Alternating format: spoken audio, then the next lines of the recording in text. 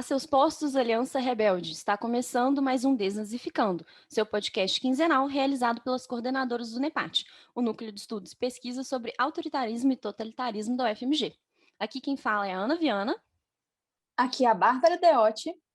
E aqui é a Maria Visconti. E no episódio de hoje, nós vamos falar sobre a continuação do famoso conto da Aya, os testamentos. No nosso episódio sobre o conto da Aya, nós falamos sobre o regime que foi estabelecido nos Estados Unidos em uma perspectiva guiada pelo conceito de totalitarismo da nossa queridinha Hannah Arendt. A gente abordou questões relativas à ideologia, ao terror e ao isolamento, que são elementos fundamentais quando falamos sobre totalitarismo. Hoje, nós vamos falar sobre outras questões presentes na sequência da primeira obra da nossa amada Margaret Atwood, que foi lançada em 2019. Em Os Testamentos, a autora nos leva de volta a Gilead, ainda que em um momento diferente. Conhecemos um regime mais bem estruturado e consolidado, porém igualmente repressivo. A história se desenvolve por meio de 3 vozes: Agnes, Daisy, a princípio, e Tia Lídia, que já era nossa conhecida da época da June. 3 personagens com 3 experiências totalmente diferentes, né? A Agnes cresceu em Gilead, foi educada lá durante toda a sua infância e adolescência. Então, o seu relato é de alguém que realmente se formou sob o jugo da ideologia. E olha que ela ainda é meio que um ponto fora da curva, né? Como quem lê o livro deve ter percebido. A Daisy, por outro lado, cresceu no Canadá, então a sua visão é de alguém de fora do regime, e ela considera Gilead super repressiva e acha tudo muito estranho. E por fim, a tia Lídia, como nós já bem sabemos, que é uma perpetradora, ou seja, alguém que colabora ativamente para a construção do regime. Já deu para ver que a variedade nessas 3 visões é o que não falta, né? Bom, a partir delas, nós vamos abordar hoje outros aspectos presentes nos regimes totalitários, e mais especificamente, que construíram o regime de Gilead. Vamos falar sobre machismo, misoginia, repressão, mitologias de liderança, colaboração, da construção do regime e também sobre resistência. Fica com a gente que a fritação vai ser boa. Vamos lá? Bom, gente, acho que uma boa forma da gente começar a falar sobre os testamentos é voltar um pouco numa indagação que a June faz em O Conto da Aya, que a gente já falou também no nosso episódio sobre o livro. Inclusive, se você ainda não ouviu, faça o favor de ir lá ouvir, que esse episódio ficou incrível. E, bom, a June, ela diz que, observando as meninas na rua, quando eu saio para fazer compras, ela diz, abre aspas, será que tem idade para se lembrar de alguma coisa do tempo de antes? De jogar beisebol, de jeans e tênis, de andar de bicicleta, ler livros completamente sozinhas? Apesar do fato de que algumas não tenham mais que 14 anos. É preciso começar cedo com elas. É o sistema em vigor. Não há um momento a ser perdido. Mesmo assim, elas vão se lembrar. E as que vierem depois delas, por 3 ou 4 anos, mas depois disso não. Terão sempre estado vestidas de branco, em grupos de garotas. Terão sempre sido silenciosas. Fecha aspas. Bom, quem já leu o livro, ou já viu a série, ou já ouviu o nosso podcast, deve ter percebido que a June fala em um momento do estabelecimento do regime de Gilead, né? Ela, bem como as outras aias, estão sendo educadas para desempenhar uma nova função, né, uma nova função social, e também essas meninas que estão crescendo nesse regime, né? Então, em Os Testamentos, a gente pode dizer com alguma segurança que os temores da June se confirmaram. Especialmente por meio da fala da Agnes, a gente percebe como foi montado em Gilead todo um aparato educativo e repressivo para as meninas da classe mais alta. Vale relembrar uma coisa que a gente já falou por aqui também. A preocupação com a permanência do novo sistema criado em moldes ideológicos pode ser percebida a partir da importância dada à educação, principalmente. Como a própria Hannah Arendt fala, a libertação da experiência real em prol da realização ideológica, vista como uma realidade, entre aspas, mais verdadeira, por trás do que é perceptível a partir dos nossos 5 sentidos, se dá por meio de um 6º sentido, digamos assim, né, que é fornecido pela doutrinação ideológica ensinada nas instituições educacionais. Então, é a educação, talvez melhor expressa aqui como reeducação, né, nos anos iniciais dos regimes totalitários, que garante a perpetuação desses preceitos ideológicos.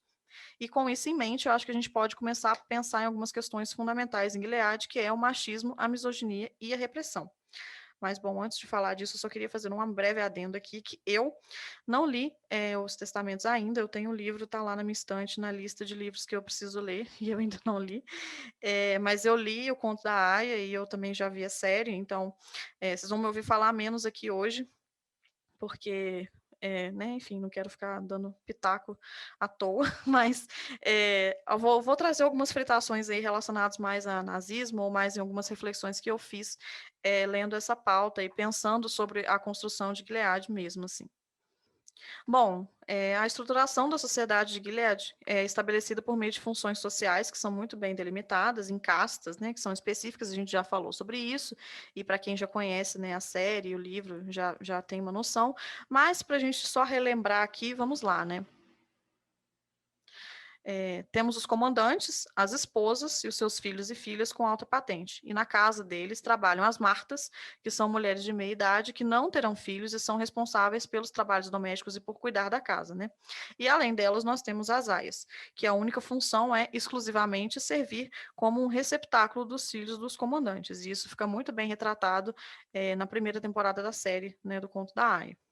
Então, gente, essa é a configuração da alta sociedade, né? Bom, ainda que nem Martas e muito menos as Ais sejam felizes aí por fazerem parte disso, por razões óbvias. Mas isso são coisas que vocês já conhecem, né? Acho que, como Maria disse, quem está acompanhando aí as desventuras de todo esse pessoal, especialmente a Juno, né, na série, já está bem familiarizado com isso.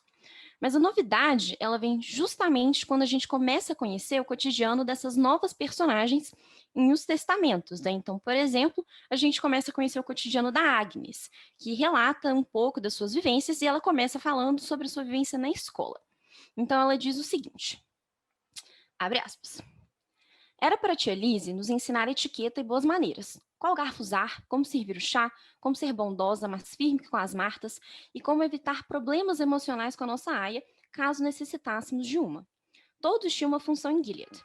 Todos serviam à sua própria maneira e todos eram iguais aos olhos de Deus.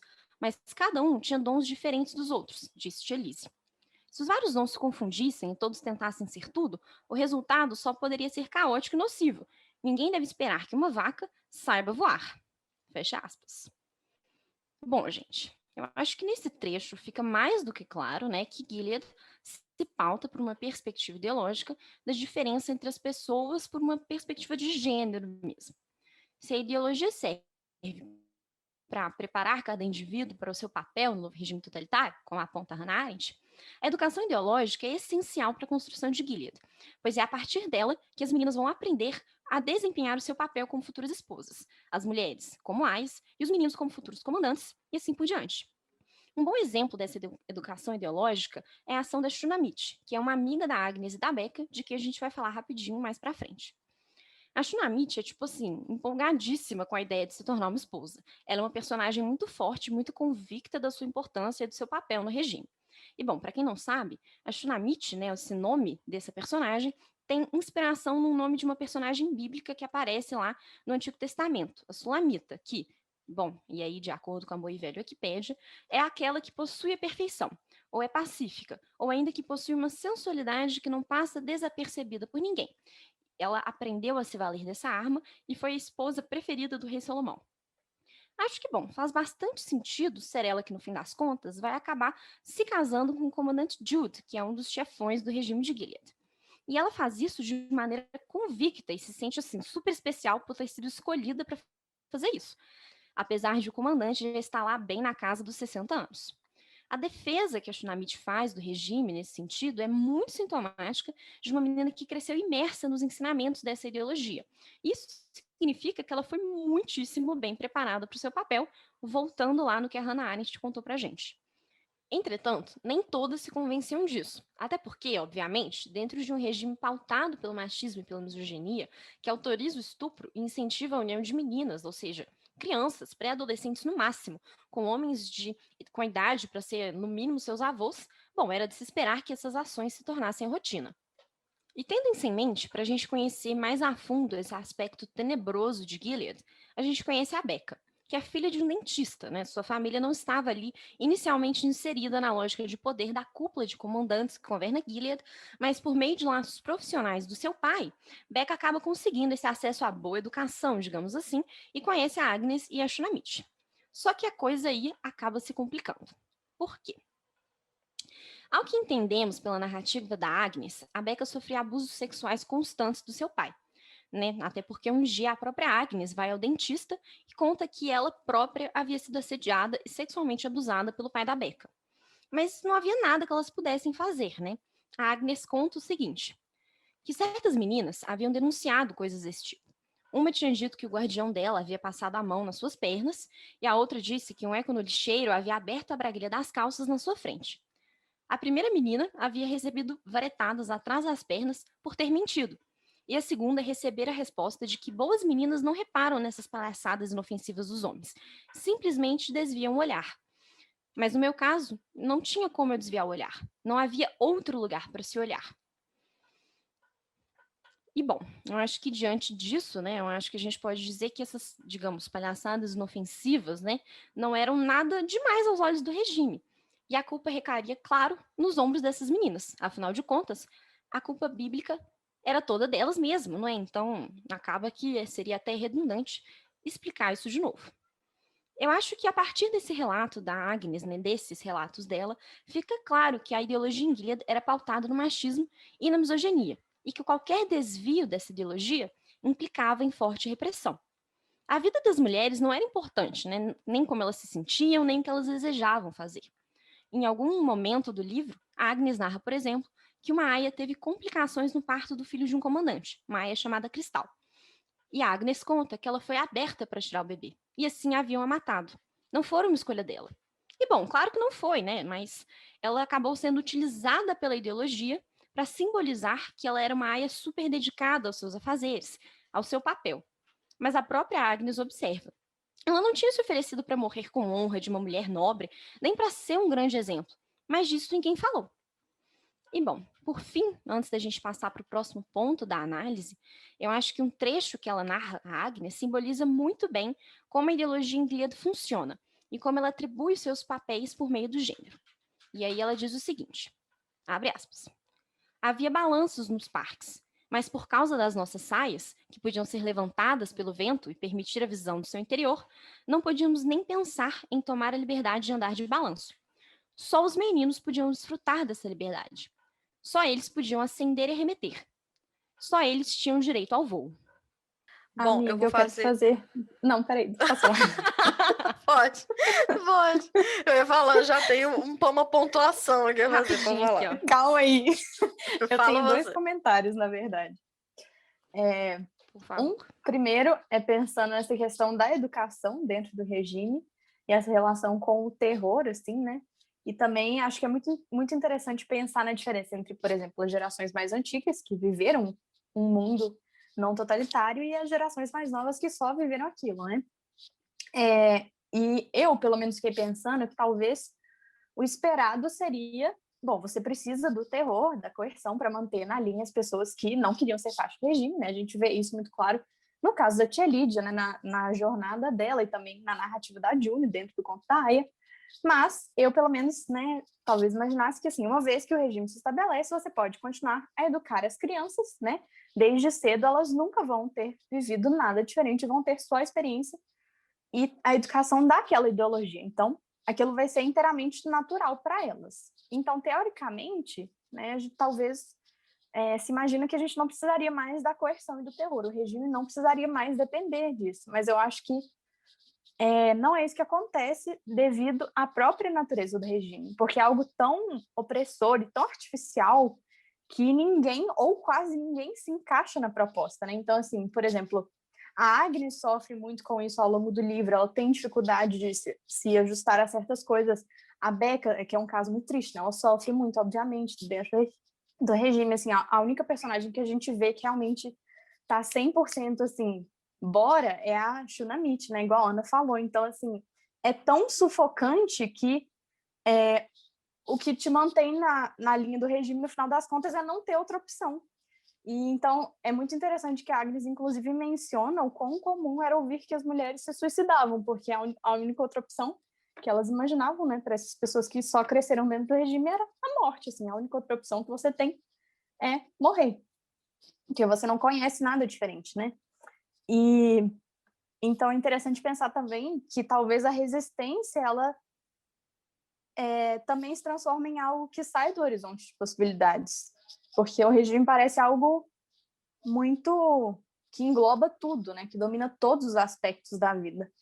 E também, talvez seja interessante pensar nesse sentido, pensando mais no aspecto teórico do totalitarismo, assim, como que ele vai ser um regime que vai sempre precisar manter essa estrutura de terror e de perseguição para se sustentar, né? Então, aí, reflexões sobre Hannah Arendt, voltamos a isso. E, bom, a gente, graças a Deus, não teve a experiência de ver um mundo em que o regime nazista continuou por mais o Reich de 1000 anos, como eles queriam, né? Mas dá para fritar muito com essa questão de como seria a vida, né? A visão de pessoas que cresceram dentro desse regime inteiramente, né? Que não viram nada diferente. Então, a primeira geração, o que seria a segunda geração, sabe? Dá para fritar muito em cima desse aspecto, e os testamentos, acho que dá muito material para a gente pensar sobre isso. Ok, então, o primeiro comentário. Beleza, o segundo comentário que eu queria fazer, que eu fiquei pensando sobre a fala da Ana,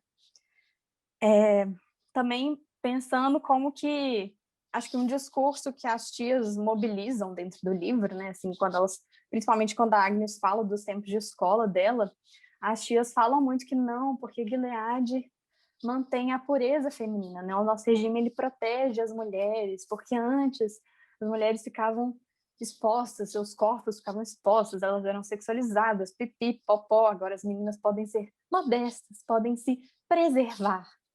E assim, né, então, tem esse discurso, o regime coloca esse discurso de que, na verdade, ele está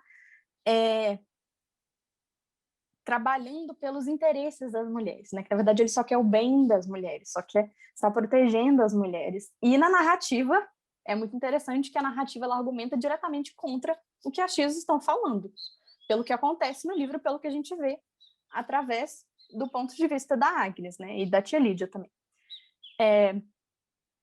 E, enfim, né, é muito trágico esse momento quando ela fala do caso da Becca, porque você vê que elas não têm para quem recorrer, assim, não tem para onde recorrer, né? Nem a Agnes, nem a Becca, elas não têm como se proteger do abuso que elas estão sofrendo, não só para impedir que aquilo aconteça de novo, mas também para punir o agressor de qualquer forma, né? E se ela falar para alguém, como ela menciona exemplos disso, as meninas é que são sempre culpadas, né? Então, essa ideia de modéstia, ela nada mais é uma tentativa de encobrir esse corpo feminino que, no final das contas, é a encarnação do pecado, né? A culpa de qualquer pecado que os homens cometam é sempre atribuída à mulher pelo simples fato de que ela existe enquanto corpo físico, né? Então, o ônus do controle de todos os impulsos, entre muitas aspas, porque não existe essa merda de perder o controle, se você não consegue controlar os próprios impulsos, então você devia ser castrado igual um cachorro. Mas a culpa disso é sempre da mulher. Então, assim, a culpa de controlar um impulso que nem é seu, né? Então, é um aspecto muito, muito maligno disso. Não, deixa eu só fazer um breve comentáriozinho. O Rosenberg fala exatamente isso. Ele fala exatamente isso. Ele fala assim: olha só esse regime aqui na antiguidade patriarcal top. As mulheres estavam bem porque era um patriarcado. Entendeu? Se for um regime governado por mulheres, vai ser um caos. Entendeu? Tava tudo bem porque era um patriarcado, porque os homens estavam no comando, entendeu? Porque quando os homens estão no comando, as mulheres também estão ótimas. Nossa, De quem foi a ridículo ideia de demais, estudar né? isso, velho? De quem foi a ideia? Sua amiga. Sabe? Pô, Tipo essa assim, eu vou coisa matar essa pessoa. essa coisa de perder o controle eu acho muito engraçada, porque, tipo assim, eu não consigo segurar os meus impulsos. Você consegue segurar todos os seus outros impulsos. Você não fica andando na rua e fazendo cocô. Você não anda e faz xixi.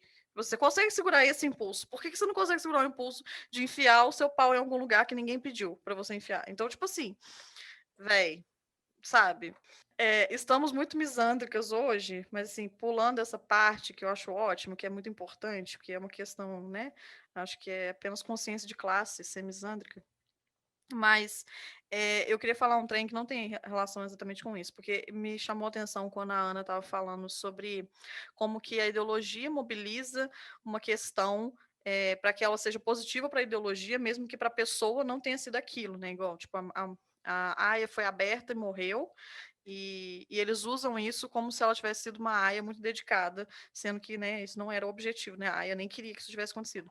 Isso me lembrou porque no regime nazista eles também fazem isso, né?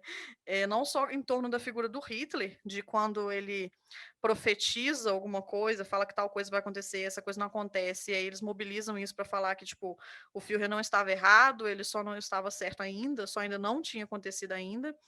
Mas me lembrou, por exemplo, Stalingrado, né, que Hitler condena não sei quantos mil alemães à morte, e o que o Ministério da Propaganda, principalmente o Goebbels, faz é transformar esses homens em heróis, né? Ah, esses homens que lutaram pela Alemanha, que deram sua vida, e que não sei o quê, e que a gente tem que lutar dessa forma para honrar a vida desses alemães que, né, deram o seu sangue, não sei o quê.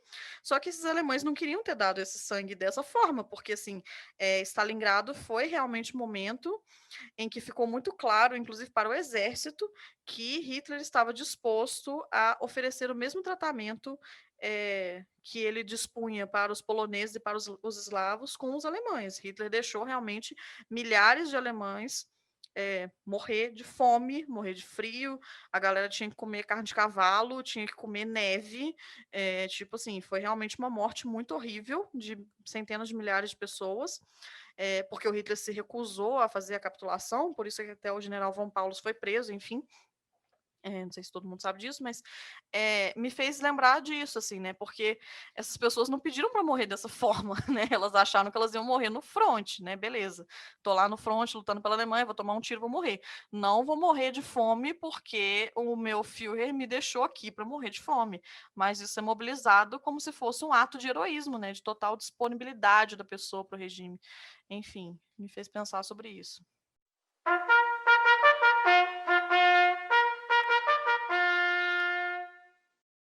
Bom, gente, acho que todos, né, podemos entrar no consenso de que Gilead é claramente um lixo, mas não foi um regime que apareceu da noite para o dia, né? A gente falou bastante no outro episódio sobre como é um regime totalitário e como que ele só pode surgir se os ingredientes já existirem para tal, né? E sobre como sempre é um projeto a longo prazo. Então, antes de Gilead, os Estados Unidos já eram machistas, já eram misóginos, intolerantes, enfim. Foi a combinação desses fatores que possibilitou a ascensão de Gilead.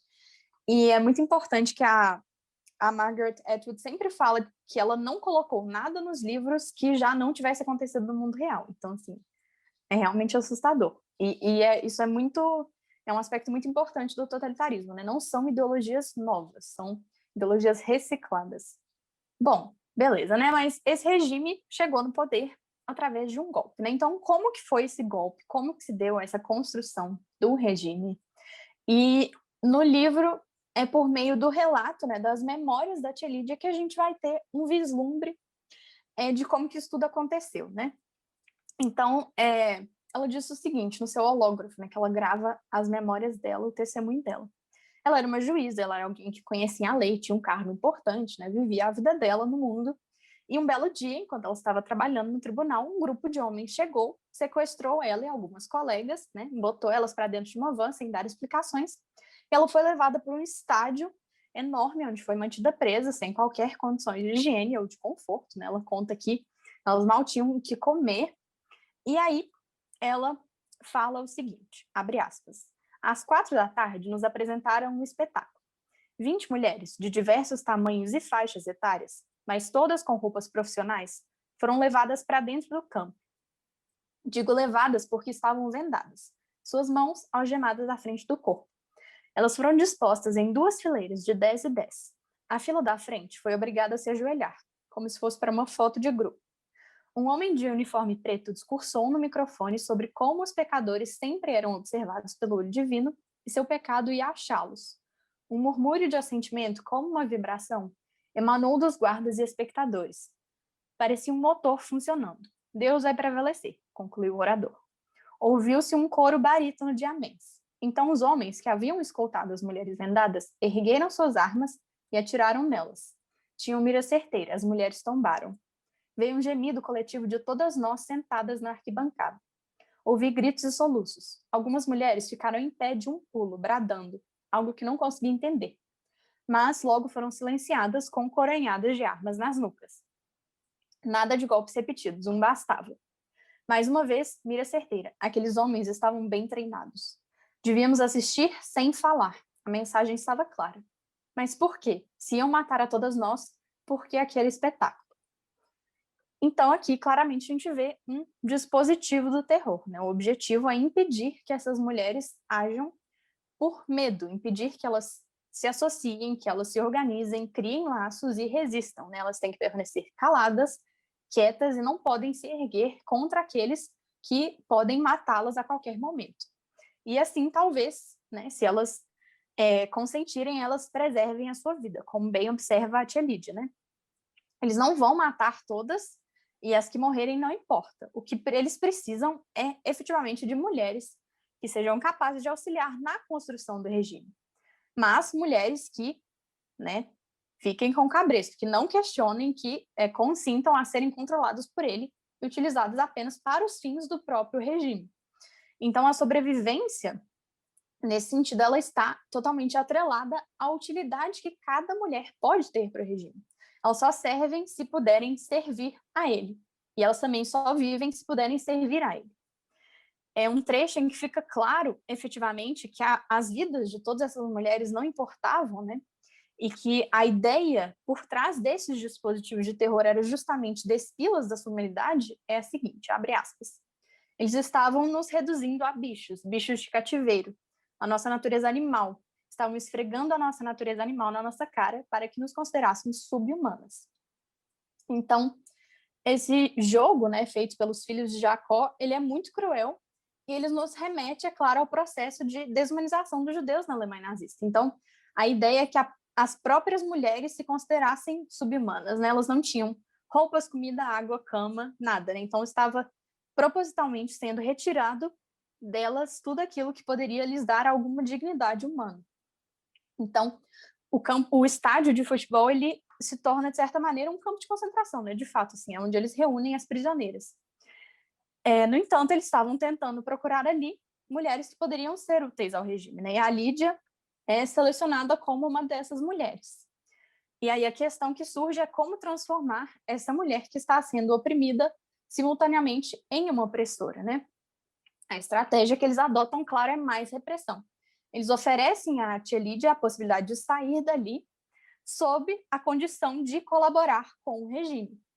E aí, quando ela nega, ela é trancada em uma sala mínima, né, escura, sem comida, sem água, e submetida a todo tipo de torturas físicas e psicológicas, né? Então, a ideia é, claro, fazer parecer com que ela não tem outra opção, né? Ou ela aceita a oferta deles, ou ela continua ali naquela tortura sem fim, né? E também o objetivo é passar a ideia de que a resistência é uma estupidez, que a resistência é inútil e que só vai custar a sua vida.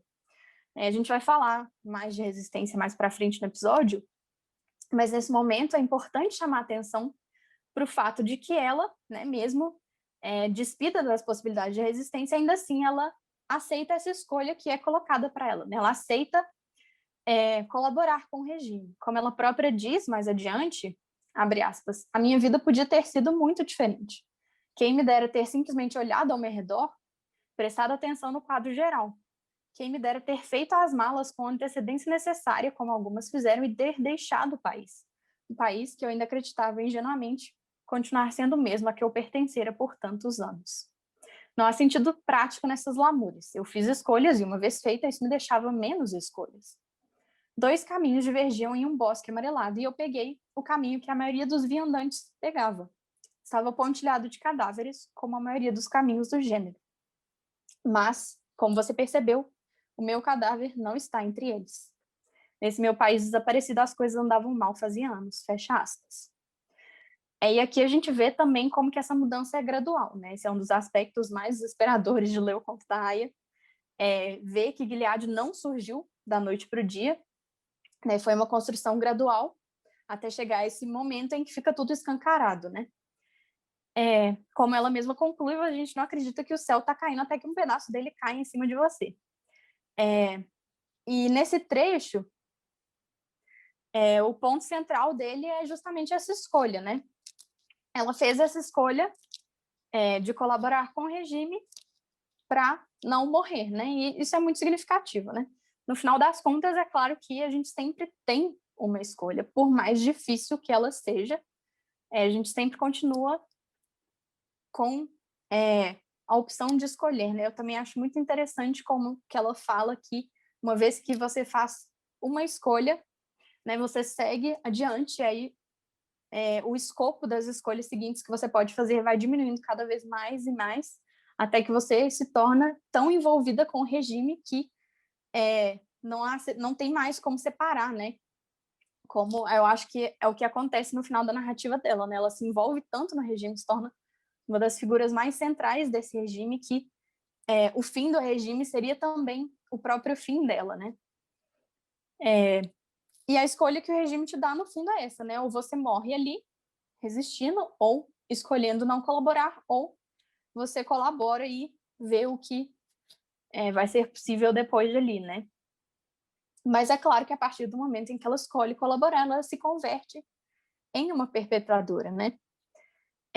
E aí ela conta, essa parte do livro também é muito forte, assim, né? Que depois que ela aceita, então ela é finalmente tirada daquele lugar onde ela estava sendo torturada, ela é levada para um hotel, recebe roupas, comida, todo o conforto, né? E ela é chamada a participar de uma prova, para provar, né, a sua lealdade ao regime, já que ela aceitou colaborar. Ela vai ter que se tornar uma das perpetradoras e atirar naquelas mulheres que estão reunidas no estádio de futebol.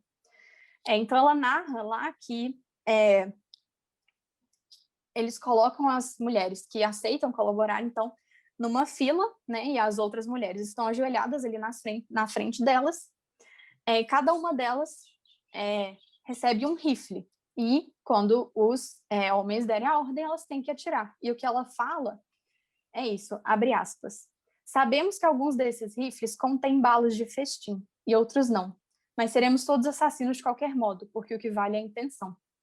Então, de fato, o que vale é que, a partir desse momento, todas as mulheres que aceitaram puxar o gatilho ali naquela hora, sem saber se elas vão efetivamente matar, né, as mulheres que estão ali na frente, não importa, porque elas fizeram a escolha e se comprometeram a puxar o gatilho e a se responsabilizar pela morte da pessoa que está ali na frente delas, né? Então, o que importa é garantir a colaboração, o consentimento e esse envolvimento, né? Rapidinho, Então, só falar um negócio, rapidinho. pode falar, amiga. Esse trecho que a Bárbara leu antes, falando sobre quando você toma uma escolha e as escolhas vão diminuindo a partir dessa escolha, e também que o fato de que isso faz com que, em determinado ponto, se o regime se destruir, você se destrói junto, isso me lembrou um pouco o livro da Melita Mashman, que era uma menina que participou da Juventude Literista durante muito tempo. Ela fazia parte da Juventude Literista e ela escreve as memórias dela falando sobre esse momento. E em um determinado ponto do livro, ela diz que ela sabia que se o nacionalsocialismo acabasse, ela também iria acabar. Não existia vida para ela fora dessa ideologia, não existia vida para ela fora desse mundo que estava sendo construído e desse mundo no qual ela sentia que ela fazia parte, que ela tinha um papel ativo. Então, ela disse que quando Hitler morreu, quando Hitler se suicidou, e o Terceiro Reich de fato acabou, ela tentou se suicidar, ou pensou em suicidar, agora eu já não lembro, ela acabou não se suicidando, mas ela pensou sobre isso, ou até tentou, não me lembro mais, porque fica essa questão realmente, né, de que, no caso dela, ainda mais dramático, né, porque ela participou disso durante a juventude, né, então a ideologia ficou realmente, se penetrou nela de uma forma diferente, mas chama muita atenção você pensar sobre isso, né? É do ponto que a pessoa realmente fez essa escolha e ela se envolveu tanto que ela não consegue vislumbrar um mundo onde isso não seja mais possível, onde ela não faça mais parte disso. Porque a partir do momento que ela não faz parte disso, ela deixa de ter uma existência tal qual ela entende a própria existência. Enfim, a gente vai colocar na descrição o nome desse livro, porque ele é bem interessante. Sim, né? Eu acho que no caso da tia Lídia, isso é mais agudo porque ela se torna uma pessoa do alto escalão, né? Então tá todo mundo ali envolvido, todo mundo sabe, digamos, os podres, os crimes de todo mundo, né? Se você der com o pé para fora, né, vai acabar não só com os seus inimigos, mas com você também, né? De certa forma, não tem como escapar desse envolvimento, uma vez que você se torna um perpetrador, né? Você está não só como cúmplice, mas como agente ativo ali nos crimes do regime. Não, é só uma coisa que eu pensei aqui agora, essa parte que a Bárbara comentou sobre a tia Lídia, foi uma coisa que eu fiquei assim, né? Não, eu fiquei bad. Esse livro ele é muito interessante, ele é um livro muito bom, mas realmente é uma parte muito forte, né? Essa parte que ela conta sobre esse processo dela própria se tornar uma perpetradora do regime. E eu acabei me lembrando um pouco, né, nessa ideia de que todas as mulheres ali estavam com um rifle, algumas tinham balas de verdade, outras balas de festim, mas não importa, o que importa é que a partir daquele momento elas aceitaram esse convite de colaborar com o regime, de perpetrar o regime, mais do que simplesmente colaborar, né? E eu me lembrei um pouco nessa importância que os totalitarismos têm de você distribuir essa responsabilidade, né? Então, assim, lá no conto da Aya, quando a June, ela fala que algumas mulheres, eu acho que são 2 aias e uma esposa, foram condenadas à morte porque elas cometem crimes, elas têm que pegar na corda que simboliza a corda que vai enforcar essas mulheres, né? Então, naquele momento, elas estão dando o seu consentimento, né? Elas estão sendo cúmplices na morte daquelas mulheres, né? Essa que é a simbologia. A simbologia, ela é uma simbologia para falar, ó, vocês estão compactuando com isso, né? Então, como é imposto não apenas, né, as próprias perpetradoras, né, nesse caso nós estamos falando de mulheres que aceitaram o convite de perpetrar o regime, mas como também essas pessoas que são assim, né, digamos, pessoas comuns que estão vivendo no regime, elas estão sob o regime totalitário, e elas realmente são também levadas a dar esse consentimento, né, quase que como se fosse assim, um pacto tácito, do tipo, se você está aqui, você precisa também consentir com tudo que está acontecendo. E isso é muito difícil, né? A gente vê isso dentro do nazismo também, que é essa ideia de que você tem uma liderança forte, mas a responsabilidade por esses atos, ela acaba se diluindo, né, nas infinitas, enfim, né, organizações do regime e tal. Então, assim, isso também torna muito mais difícil você apontar os responsáveis, né? Então, assim, só uma coisa que acabou me vindo aqui enquanto estava ouvindo a Bárbara falar, e que eu acho que é importante também, né? É importante a gente ter em mente sobre como todos esses são dispositivos de colaboração, de perpetração desse regime, de fazer com que as pessoas, não apenas perpetradoras, mas também pessoas, digamos assim, civis, né, que estão ali vivendo sob esse regime totalitário, elas acabam sendo realmente, assim, né, forçadas a performar essas simbologias que reforçam a autoridade do regime a partir do consentimento de toda essa maioria de pessoas, né? Então, só uma fritação que me veio aqui, que eu acho que é importante a gente também ter em mente quando a gente fala sobre totalitarismo, né? Por que é tão difícil resistir, né? Existem diversos fatores aí que imputam essa dificuldade às pessoas comuns, né? Sim, essa fala da Ana é muito importante, né? Bom, para finalizar essa parte aqui, para a gente poder passar para outros aspectos, a última coisa que eu vou falar aqui é um outro aspecto muito importante de ter esse ponto de vista da tia Lídia, né? A gente poder ouvir o que ela fala no hológrafo, que é justamente a gente não perder de vista de que os perpetradores, e também, no caso, perpetradoras, porque elas também existem, né? São seres humanos, né? No início do livro, uma das epígrafes diz o seguinte, né? Espera-se que toda mulher tenha as mesmas motivações, ou então que seja um monstro. E acho que, ao colocar essa frase, a gente pode interpretar justamente nesse sentido, né? As motivações das pessoas, e mais especificamente nesse caso que a gente está falando, que das mulheres, elas podem ser diferentes, né? Compartilhar o gênero pode querer dizer um alinhamento, mas não necessariamente. Interpretar a tia Lídia como um monstro é transformar a sua humanidade, que já havia sido retirada pelo regime, inclusive, em outra coisa que também não é humana, né? E não estou dizendo que é equivalente, é claro, né? Mas é muito perigoso reduzir os perpetradores e as perpetradoras a monstros, porque todos nós estamos sujeitos à colaboração ou à perpetração, né? Talvez. Então, quando a gente olha para essas pessoas como seres humanos, a gente precisa também aceitar a verdade difícil de que essa é uma possibilidade que está posta para nós também, como humanos, né? Que a gente compartilha essa condição. Então, ao aceitar isso, a gente diminui a distância entre eles e nós, o que é algo difícil, né? Assim, é difícil reconhecer algo nessa outra pessoa, né, nesse perpetrador que está em você, mas a gente diminui essa distância e a partir disso, é só a partir daí que a gente consegue ter uma compreensão mais ampla e mais complexa sobre esses sujeitos, né, tanto ficcionais quanto históricos. Como cita a própria Atwood, né, quando a gente olha um no rosto do outro, nenhum de nós está somente olhando o rosto que odeia. Não, estamos olhando para um espelho. Vocês realmente não se reconhecem em nós, né? Então, aqui no caso, a Tilda está falando sobre Gilead, né? Vocês não se reconhecem em Gilead, né? E é uma questão muito importante também que a Atwood coloca, né? Porque, como eu falei, nada do que ela coloca naquele regime totalitário ficcional são coisas inventadas, são coisas que ela tirou do mundo real. Então, principalmente para a gente que estuda o nazismo, né? É muito difícil olhar para o nazista ciente de que a gente discorda e rejeita e repudia absolutamente tudo sobre eles e sobre o que eles defendem e tentar sentir esse vínculo, né? Mas a gente não pode transformar eles em monstros, porque senão a gente perde em compreensão. E isso é o fundamental, a gente precisa compreender essas pessoas justamente nessa complexidade para que a gente entenda que esse lugar poderia ser ocupado por nós também, entendeu? E esse lugar do outro, ele é muito perigoso, porque ele impede, como eu falei, que a gente se enxergue nesses sujeitos, né, ainda que a gente compartilhe a condição de humanidade. E é algo que atualmente eu estou lendo um texto da Petra Hall e é algo que ela coloca no texto, assim, né, que na análise dela, ela coloca que o nazismo, né, o fascismo se tornou uma história segura.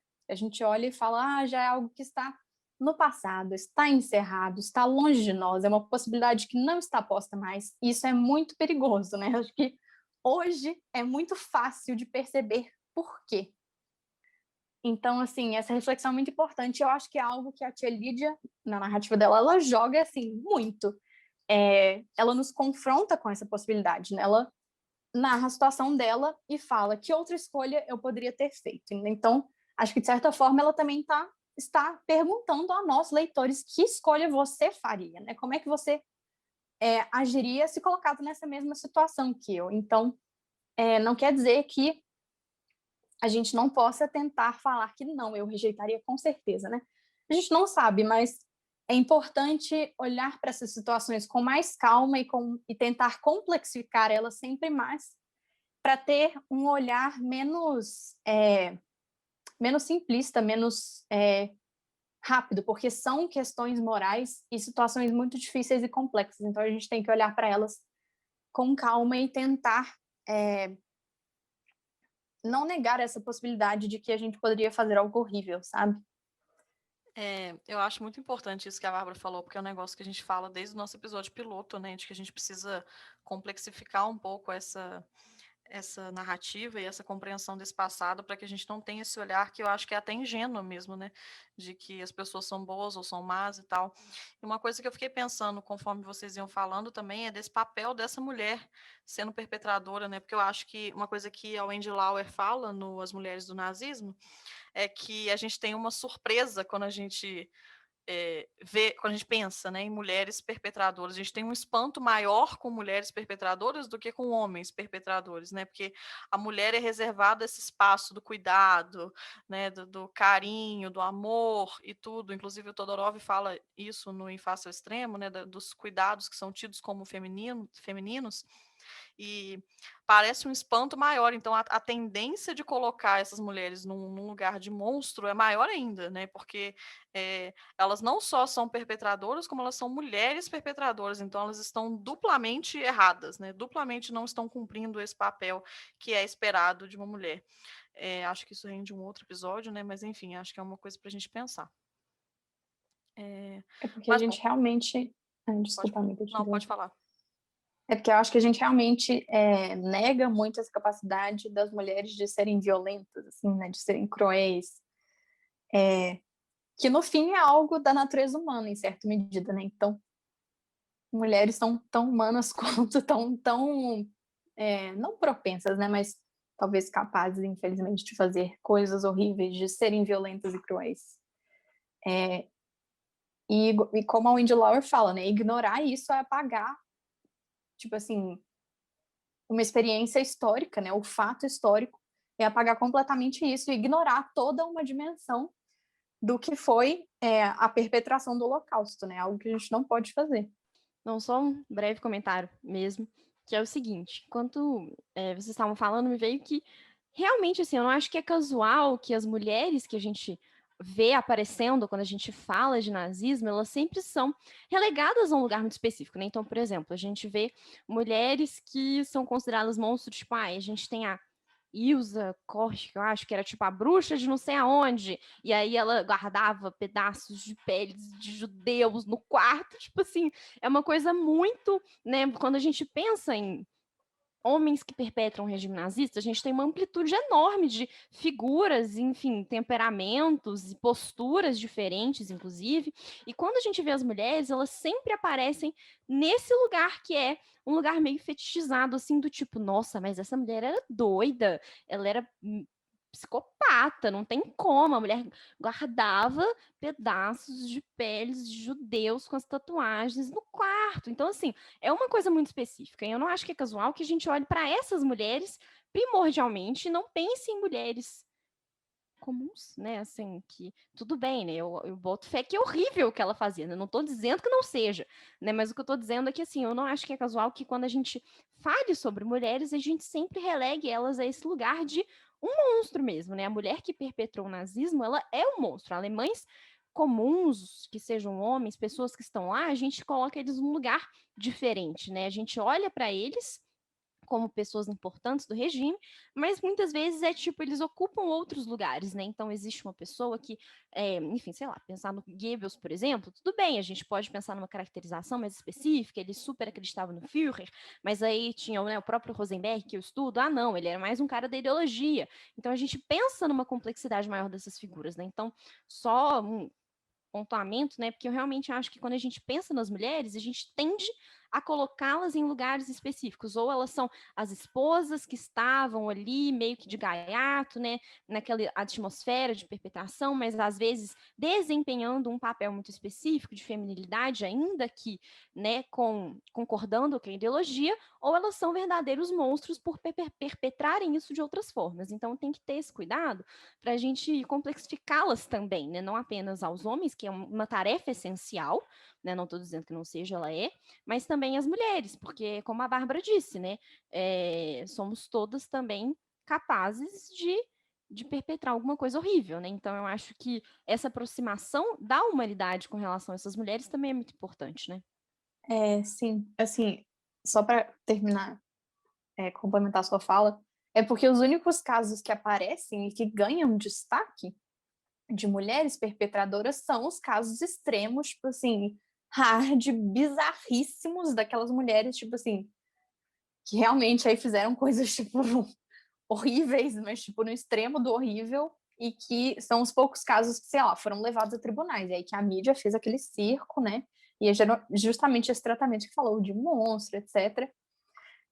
Enquanto que, né, para olhar para o caso dos homens, a gente tem uma gama de comportamentos, né, de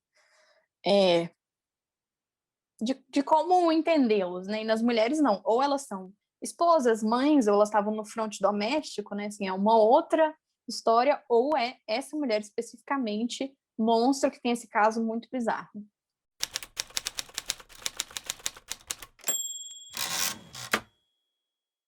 Mas, bom, de volta aqui a tia Lídia, né? A gente estava falando sobre a colaboração e sobre como essa colaboração permitiu para que ela se tornasse uma perpetradora, né? Que é isso que a gente está mobilizando aqui. Eu acho que fica muito claro para quem já viu a série, ou pelo menos leu o conto da Aya, entender que a tia Lídia se tornou, né, uma figura central, muito importante para o regime de Gilead, porque ela coordena os Centros Vermelhos e tudo mais, né? Mas, especificamente em testamentos, fica claro que, apesar dos limites que são impostos dentro do regime pelo gênero, né, ela se torna uma referência para as mulheres e para as meninas e um forte apoio ideológico para os comandantes. Então, para efeitos da nossa análise, eu acho que é importante a gente ressaltar que, oficialmente, ela, por ser mulher, fica responsável por questões que são tidas como femininas, né? Se é que a gente pode chamar assim, como as aias, as esposas, a educação das meninas, enfim. Em torno da figura dela se desenvolve, né, uma mitologia de liderança dessa forma. No início do registro dela, né, nos testamentos, ela diz, abre aspas, na minha própria época, sou uma lenda, viva, porém mais do que viva, morta, porém mais do que morta. Sou uma foto pendurada no alto da sala de aula, de meninas bem-nascidas o suficiente para frequentarem salas de aula, sorrindo com severidade, censurando em silêncio. Sou um bicho-papão que as martas usam para assustar crianças pequenas. Se você não se comportar, a tia Lídia vai vir te pegar. Também sou um modelo de perfeição moral a ser imitado. O que tia Lídia gostaria que você fizesse? E uma juíza ou árbitra na inquisição nebulosa da imaginação. O que tia Lídia diria de uma coisa dessas? Estou inchada de tanto poder, é verdade, mas ele também me torna nebulosa, amorfa, mutável.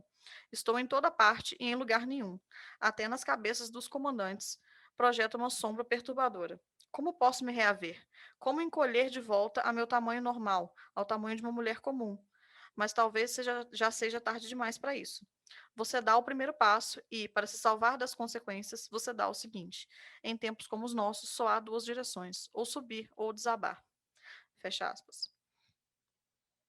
E aqui eu acho que tem várias coisas que a gente pode fritar, né?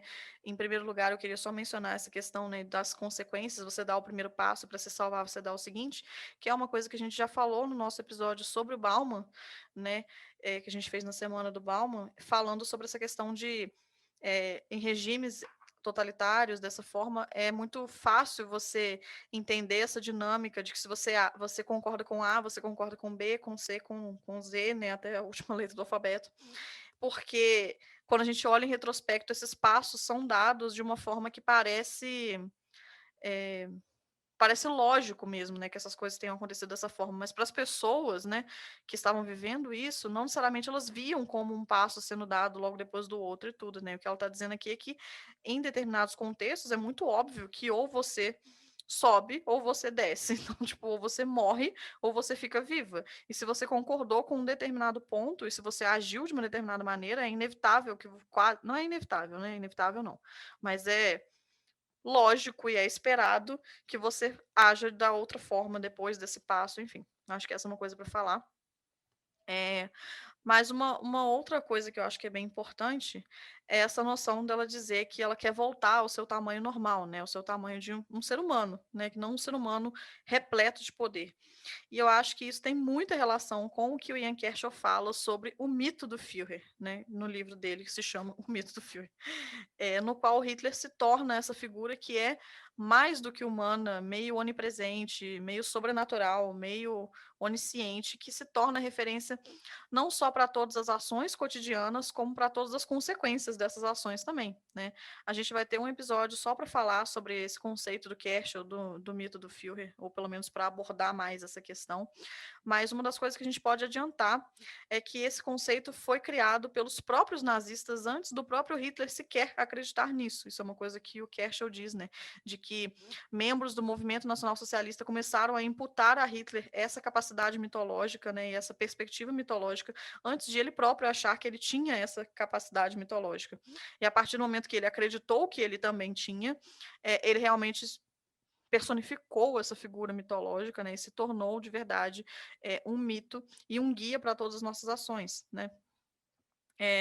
O Führer, então, se torna a personificação do que significava ser alemão, do que significava ser ariano, a representação de todos os sonhos desse país, do que poderia ser, do que já foi e do vir a ser, principalmente nessa questão do porvir, está muito presente na figura do Hitler, e também como o único indivíduo possível que poderia guiar os alemães em torno desse mundo perfeito ariano que seria conquistado nesse Reich de 1000 anos, né? E como a gente já falou aqui algumas vezes, né, o imperativo categórico do Terceiro Reich era justamente o haja de tal maneira que se Hitler souber da sua ação, ele aprove, não muito diferente do que a Lídia está dizendo nesse trecho, né? Haja de forma que a tia Lídia vai concordar com o que você está fazendo. E isso é uma coisa muito interessante para a gente pensar nessa construção dessa mitologia da liderança, de modo que essa pessoa realmente se torna o nosso parâmetro universal para todas as ações, eh, o nosso parâmetro para as consequências, né? Porque o que que o Führer iria pensar se ele soubesse que você está fazendo essa merda aqui, se soubesse que você está fazendo essa coisa errada, né?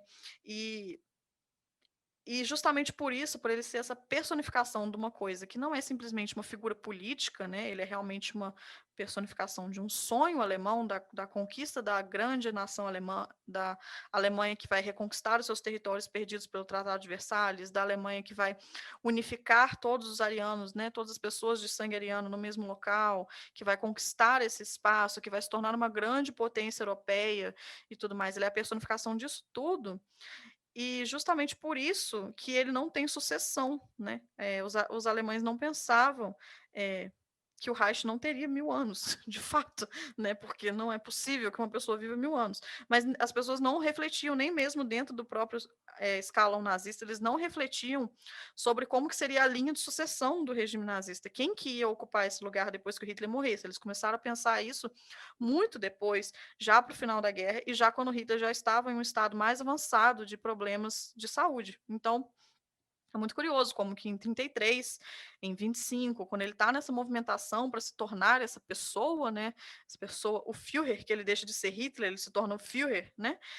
Nesse momento as pessoas não pensam que ele vai morrer, que ele é um ser humano como qualquer outro, que ele vai morrer, que quem que vai entrar no lugar dele? Isso não passa pela cabeça das pessoas. Realmente ele se torna uma figura, isso, onipresente, mitológica, que está ali, que acompanha tudo e tudo mais. E o que o Keschel propõe nesse livro é justamente que o Hitler começa a perder popularidade justamente no momento em que ele se desloca um pouco dessa figura mitológica e para de dar atenção aos alemães, digamos assim, né? No momento em que ele fica só no bunker dele em Berlim, sem acompanhar as demandas sociais, por exemplo, sobre o preço das coisas, sobre o fato de não ter comida, de não ter água, de não ter provisões necessárias para viver. O momento em que o mito começa a colapsar é esse momento em que ele fica um mito sem nenhuma relação com a realidade. E as pessoas param de enxergar ele como a resposta para todas as questões, justamente porque as respostas que ele está dando não são mais respostas que são aceitáveis e que têm algum embasamento, ou que pelo menos faz com que as pessoas acreditem que as coisas estão melhorando, né? Então, eu acho que isso tudo tem muito a ver com o que a Lídia está falando aqui, né? Essa coisa, como que ela pode voltar a ser um ser humano? Eu acho que talvez o que o Hitler tenha feito foi, não conscientemente, sei lá, mas assim, esse momento em que o mito começa a colapsar é o momento em que ele volta a ser um ser humano, né? Digamos assim, e sai um pouco dessa proposta mitológica do Führer e volta a se tornar Adolf Hitler. E é aí que as coisas começam a desandar mesmo, né? Quando ele sai desse inchaço de poder, ele volta a ser um ser humano comum, e sendo um ser humano comum, ele pode sim ser deposto, ele pode ser morto, ele pode ser executado, ele pode perder a guerra, ele pode tudo, na partir do momento que ele é um ser humano, assim como os outros nazistas são seres humanos, né? Quando ele se coloca, ou quando ele é colocado novamente nesse local de uma pessoa comum, aí sim ele pode sofrer as consequências de uma pessoa comum, né? É isso, morrer, ser assassinado, ser deposto, ser traído, enfim. Acho que isso é uma coisa boa para a gente pensar. Falei pra caralho da minha cabeça. Inventei essa discussão aqui agora que eu falei. Tipo assim, inventei da minha cabeça. Eu não vou falar muito nesse episódio, disse Maria Visconti. Vou falar Eu vou ficar pouquinho, disse Maria Visconti. Tranquila. Eu não li o livro, então eu vou ficar quieta. Eu vou falar nada. Só vou fazer um artigo aqui na minha cabeça. Ao vivo, né? Mandou. Ao Ao vivo. vivaço. Louca. Mas enfim, Ai, agora eu ai. vou ficar quieta. Tudo bem, amiga, pode se sentir à vontade, a casa é sua. Ai, ai, mas tá bom. Não, só para fechar essa parte, né? Eu acho que tudo isso que a Maria disse é muito importante. Os paralelos são muito reais, né? Tipo assim, a tia Lídia fala muito parecido com tudo isso que o Keschel tá apontando, né? Com relação ao Hitler, do tipo, ai, como Hitler ia querer que eu agisse, como que ele ia achar disso aqui que eu tô fazendo, né?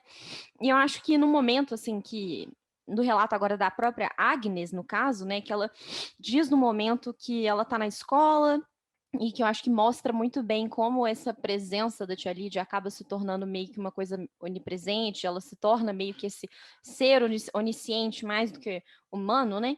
Ela fala que ela está na escola e que tem retratos das 5 fundadoras do regime, né? Inclusive a própria tia Lídia, e da bebê Nicole. E ela conta que a Shunamite falava que os olhos do retrato da tia Lídia te seguiam pela sala, né? E que ela conseguia ouvir o que elas diziam, mas a Agnes fala assim, não, mas a Shunamite era exagerada, ela gostava de inventar coisas, né? Mas, bom, eu acho que o retrato, obviamente, não via o que elas estavam fazendo, né? Ouvia o que elas estavam dizendo, mas a ideia era realmente essa, assim, né? A Agnes fala, acho que a Shunamite exagerou aí, mas isso não quer dizer que a simbologia do que ela está dizendo seja menos importante, né? A ideia era transformar a tia Lídia nessa bússola moral de tudo que você estivesse fazendo, né? Justamente nessa lógica do que o Führer queria que eu fizesse, né? Do que o Hitler gostaria que eu agisse, que a Maria acabou de contar pra gente. E eu acho que devido a esse tipo de ideologia que é construída dentro do regime de Gilead, né, esse farol para as ações no qual a tia Lídia acaba sendo convertida, ela tem um recorte de gênero muito claro, né? Então, principalmente para as mulheres ali dentro desse regime, ela acaba se tornando esse ponto de referência, né? E uma última passagem para falar sobre essa parte, que eu acho que é muito importante, muito sintomática, né? É justamente no momento em que a Agnes meio que se depara sem querer com a humanidade da tia Lídia, né? Ela fica um pouco surpresa, né, no momento em que ela vai ao escritório da tia Lídia e senta, né, em uma das cadeiras para conversar com ela, e ela diz que a tia Lídia também se senta, apoia as 2 mãos na mesa ao se abaixar, né, para se sentar, e que as suas mãos tremiam de leve. E aí que a Agnes se pega pensando, nossa, ela tá ficando velha, mas aquilo era impossível, né, porque a tia Lídia, ela era eterna, né, então assim, eu acho que aqui vale um outro paralelo, né, que dialoga totalmente com isso que a Maria disse, que é justamente o fato de que no final da guerra, mesmo com o Führer super mal, né, não tinha plano de sucessão, né, então o Reich de 1000 anos, o Führer também teria que ter 1000 anos, né, mas tudo bem, para um ser humano é impossível, mas não para uma lenda, e aqui no caso a tia Lídia é a mesma coisa, né, então, poxa, as mãos dela estão tremendo, ela está envelhecendo, é impossível, ela é uma lenda, ela não é um ser humano, né, então, assim, ao converter essas pessoas, né, essas figuras, né, em seres sobre-humanos, né, você acaba fazendo com que elas se tornem também verdadeiros símbolos desse regime, né? Então, como o plano é que esse regime seja duradouro, né, não só o Reich de 1000 anos, mas Gilead também, né, uma Gilead aí de 1000 anos, esses símbolos também têm que durar esse mesmo tanto de tempo, né? Então, é um pouco essa sensação, né, essa conversão desses líderes nesses símbolos que traz essa sensação de eternidade, que, claro, é uma sensação tanto quanto falsa, né? Mas, ainda assim, traz um pouco essa sensação. Posso fazer um comentário rápido? Que eu Of pensei e me course. ocorreu aqui? É que, acho que, diferentemente do caso do Hitler, né, em que talvez não deu tempo disso acontecer, né, as coisas começaram a dar errado para eles, porque eles queriam. Eu acho que a tia Lídia, ela começa a ser monumentalizada antes de morrer. Então, por exemplo, né, com essa questão dos retratos estarem em todo lugar, né, é um modo dela estar lá mesmo não estando lá. Então, acho que mesmo que ela, por exemplo, supondo que ela morresse, né, acho que isso continuaria, ou no momento em que constroem uma estátua dela, sabe? Acho que é uma monumentalização daquela pessoa que deixou de ser uma pessoa e se tornou realmente um símbolo, né? Esse guia moral do regime. Então, eu acho que com ela essa transformação estava ocorrendo, né? Acho que mesmo que ela tivesse morrido, eu posso supor que ela teria continuado a ser essa presença, assim, né? Muito grande, esse mito, assim, realmente, dentro do regime.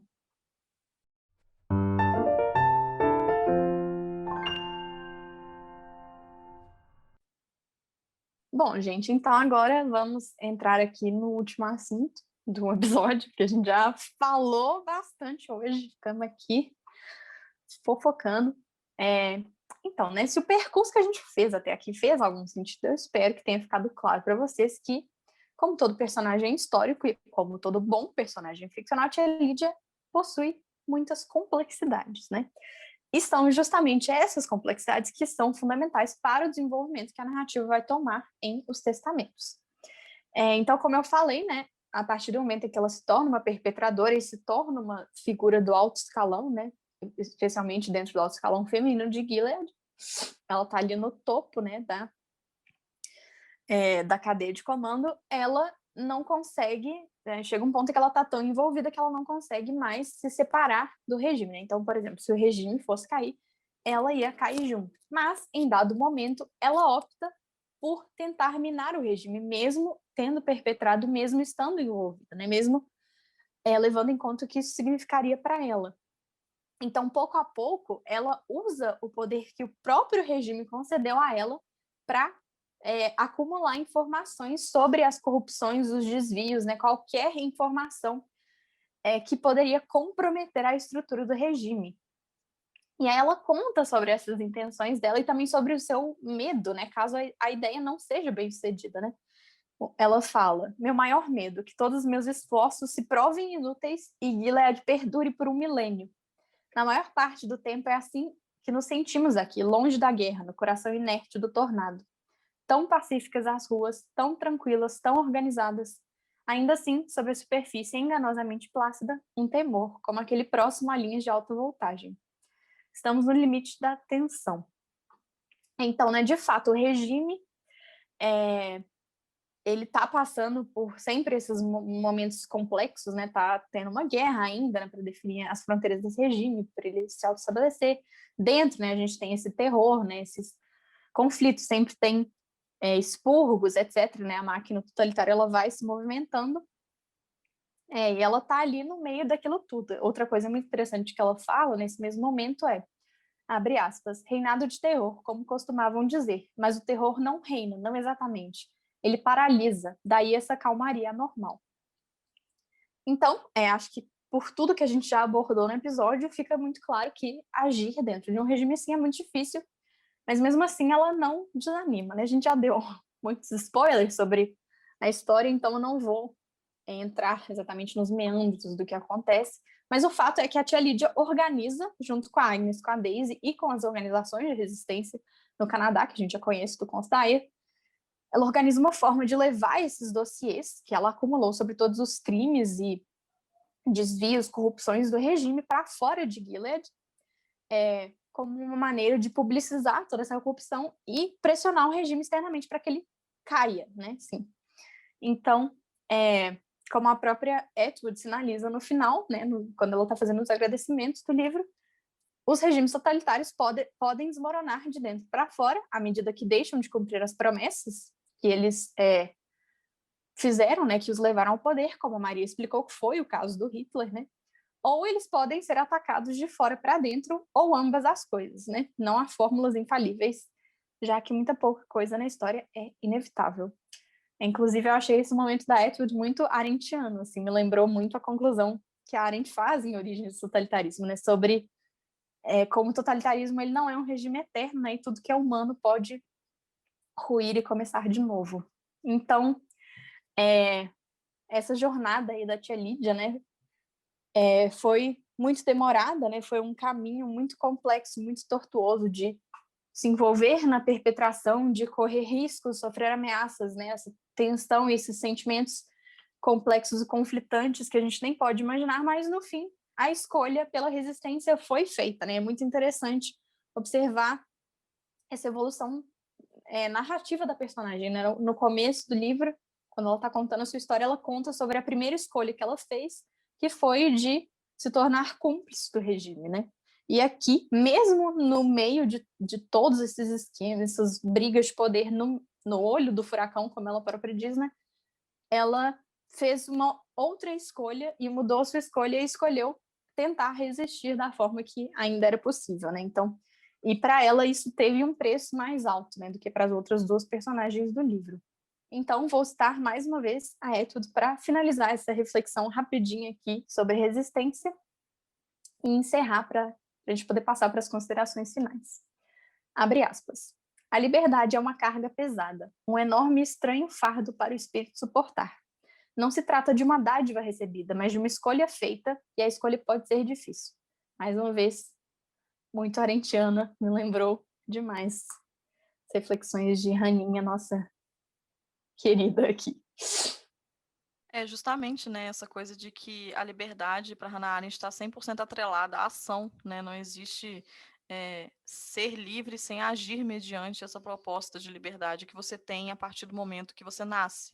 Então, acho que é 100% arintiano, tipo, uma carga pesada, um fardo que você recebe quando você nasce e que você precisa agir mediante a isso, fazer escolhas para que essa liberdade possa ser efetivada, né? Acho muito, muito bonito mesmo e muito arintiano.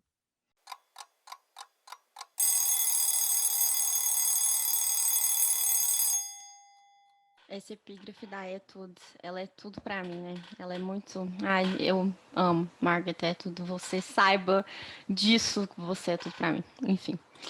Bom, falamos muito, percorremos um longo caminho, né, de diversos assuntos até aqui. Mas, bom, para finalizar, né, como a Bárbara disse, no final, uma hora temos que finalizar, né? Eu acho que, bom, talvez vocês estejam aí pensando algo que, bom, eu tô colocando aqui, porque eu mesma, né, me encontrei um pouco pensando isso, do tipo assim, beleza, né, tá, entendi, mas e aí? Né, o que a gente faz com isso, né? Isso foi uma coisa que me veio muito, assim, quando eu, né, no meados do ano passado, quando eu estava começando a ler as minhas fontes para o mestrado, e eu fiquei muito nessa sensação, assim, né, e aí, enfim, uma confluência de fatores, eu acabei elaborando aqui, se vocês me permitirem compartilhar, né, uma última reflexão, talvez, melhor dizendo, uma última provocação para a gente tentar fechar um pouco desse percurso que a gente fez aqui no episódio hoje, que também, né, igualmente, talvez tortuoso, né? Mas, bom, eu vou recorrer à Tia Lídia de novo, que aí foi talvez a personagem que mais apareceu no episódio aqui hoje, né? Mas ela diz mais ou menos o seguinte, quando ela finaliza, né, o seu hológrafo, quando ela finaliza aí a escrita dessas memórias, né? Ela diz assim, abre aspas: nosso tempo juntos se aproxima do final, meu leitor. Possivelmente você vê essas minhas páginas como um frágil baú do tesouro, a ser aberto com o maior dos cuidados. Possivelmente você vai rasgá-las ou queimá-las. Isso costuma acontecer com muitos escritos. Talvez você esteja estudando história, e nesse caso, espero que você faça algo útil comigo. Um retrato com verrugas e tudo. Um relato definitivo da minha vida e época, com as devidas notas de pé de página. Ainda que se você não me acusar de má fé, ficarei atônita.